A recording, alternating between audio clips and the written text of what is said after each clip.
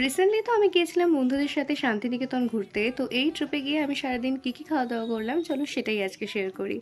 আমাদের ট্রেন ছিল সকাল ৬টা ৫ এর গণদেবতা এক্সপ্রেস। ট্রেনে উঠেই তো খাওয়া-দাওয়া স্টার্ট করে দিয়েছিলাম। ১ম এই খেয়েছিলাম লিটল হার্ট। তারপরে এত সুন্দর একটা ভিউ এনজয় করতে, করতে যাচ্ছিলাম। আর সবাই তার মাঝে চা কফি খেলেও আমি শুধুমাত্র এই লেসটাই খেয়েছিলাম।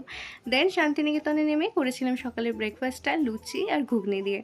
দেন সবাই মিলে সুন্দরভাবে শান্তিনিকেতনটাকে ঘুরে দেখার জন্য বেরিয়ে পড়েছিলাম। আর সেদিনকে গরমটাও ছিল প্রচণ্ড বেশি, তাই সৃজনী শিল্পগ্রাম থেকে বেরিয়ে খেয়েছিলাম আমপোড়া শরবত, যেটা ভীষণ ভালো ছিল। দেন আবারও কিছুক্ষণ ঘোরাফেরার পরে চলে এসেছিলাম দুই কন্যা হেসেলে দুপুরের লাঞ্চটা করার জন্য। আমরা লাঞ্চে সবাই মিলে নিয়েছিলাম ভেজ থালি, যাতে ছিল ভাত, শাক ভাজা, আলু ভাজা, ডাল, আলু পোস্ত, মিক্স ভেজ, চাটনি, পাঁপড়, পায়েস আর স্যালাড। প্রত্যেকটা রান্নাই ভীষণ ভালো ছিল, আমরা সকলে ভীষণ তৃপ্তি করে খেয়েছি। দেন চলে এসেছিলাম সোনাঝুরিতে ঘোরাফেরা করতে।